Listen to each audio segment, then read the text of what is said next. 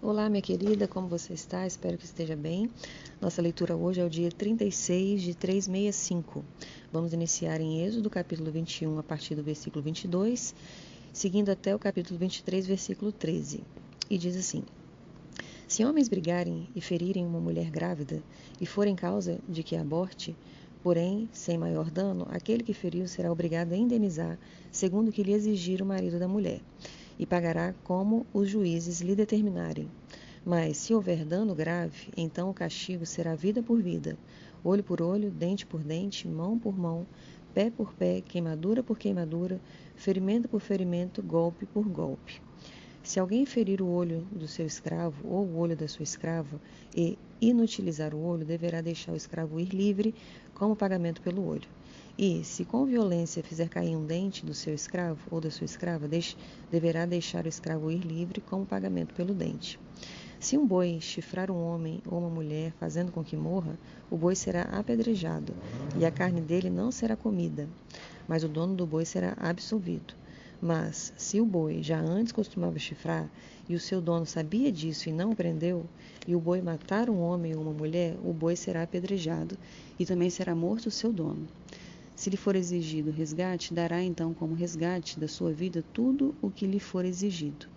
Quer tenha chifrado um filho, quer tenha chifrado uma filha, este julgamento lhe será aplicado.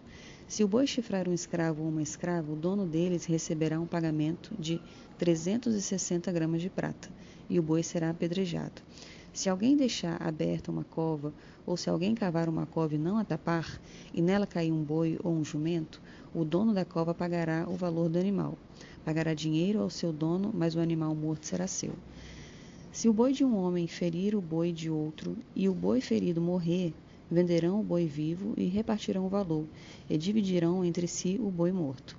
Mas, se for notório que o boi já antes costumava chifrar, e o seu dono não o prendeu, certamente pagará boi por boi, porém o boi morto será seu. Se alguém furtar um boi ou uma ovelha, e abater ou vender o animal, por um boi pagará 5 bois, e 4 ovelhas por uma ovelha. Se um ladrão for achado arrombando uma casa e, sendo ferido, morrer, quem o feriu não será culpado do sangue.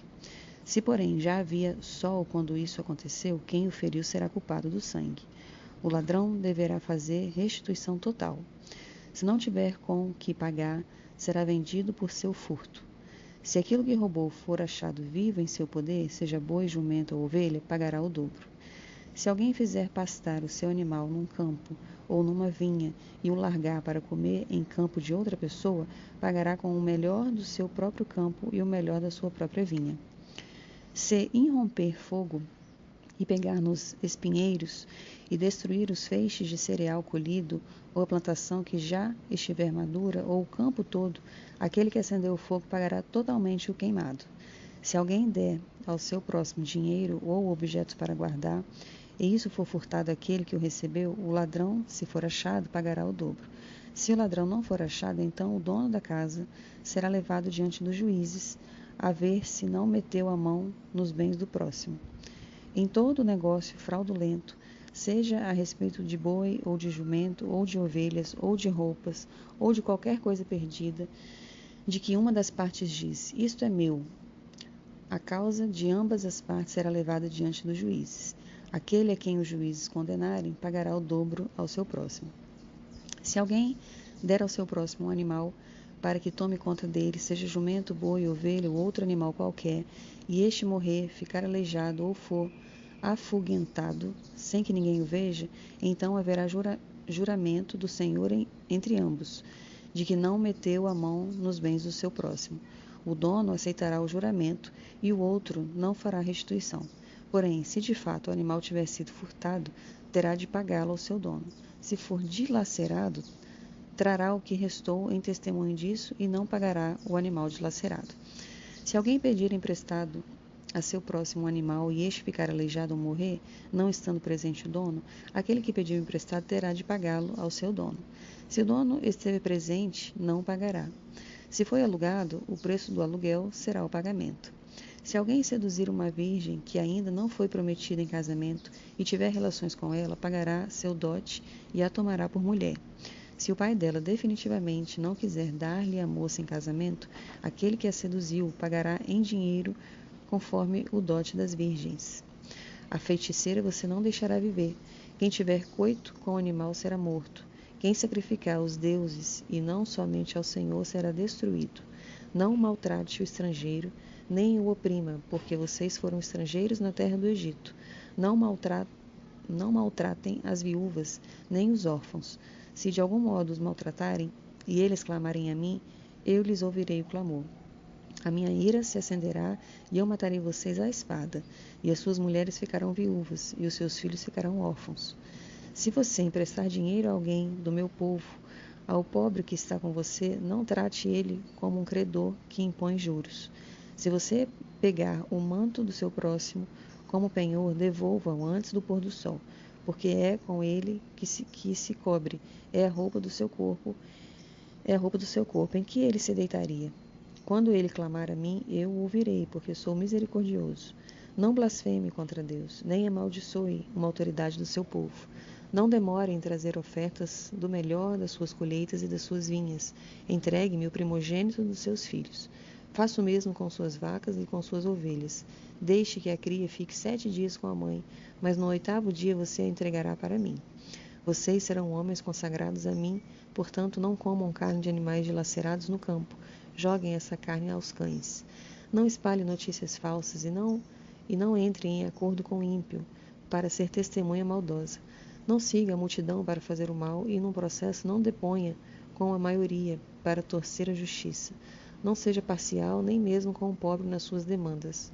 Se você encontrar desgarrado o boi ou um jumento do seu inimigo, leve-o sem falta de volta para ele. Se você vir prostrado debaixo da sua carga o jumento daquele que odeia você, não o abandone, mas ajude o dono a erguer o animal. Não perverta o direito do pobre que vem até você com a sua causa. Fique longe da falsa acusação. Não mate o inocente e o justo, porque não justificarei o ímpio. Não aceite suborno, porque o suborno cega até o perspicaz e perverte as palavras dos justos. Não oprima o estrangeiro, vocês sabem o que é ser estrangeiro, pois foram estrangeiros na terra do Egito. Durante 6 anos você semeará a sua terra e recolherá os seus frutos. Porém, no 7º ano, deixe a terra descansar e não a cultive, para que os pobres do seu povo achem o que comer e os animais do campo comam o que sobrar. Faça o mesmo com a sua vinha e com o seu olival. 6 dias você fará o seu trabalho, mas no 7º dia descanse, para que descanse também o seu boi, o seu jumento, e para que o filho da sua escrava e o estrangeiro se revigorem. Deem atenção a tudo o que tenho dito a vocês. O nome de outros deuses não deve ser lembrado nem pronunciado por vocês. Vamos ler agora Mateus, capítulo 24, do versículo 1 ao versículo 28. Jesus, saindo do templo e, enquanto caminhava, os seus discípulos se aproximaram para lhe mostrar as construções do templo. Ele, porém, lhes disse: Vocês estão vendo todas essas coisas? Em verdade lhes digo que não ficará aqui pedra sobre pedra que não seja derrubada. Jesus estava sentado no Monte das Oliveiras quando os discípulos se aproximaram dele e, em particular lhe pediram: Diga-nos quando essas coisas vão acontecer e que sinal haverá da sua vinda e do fim dos tempos.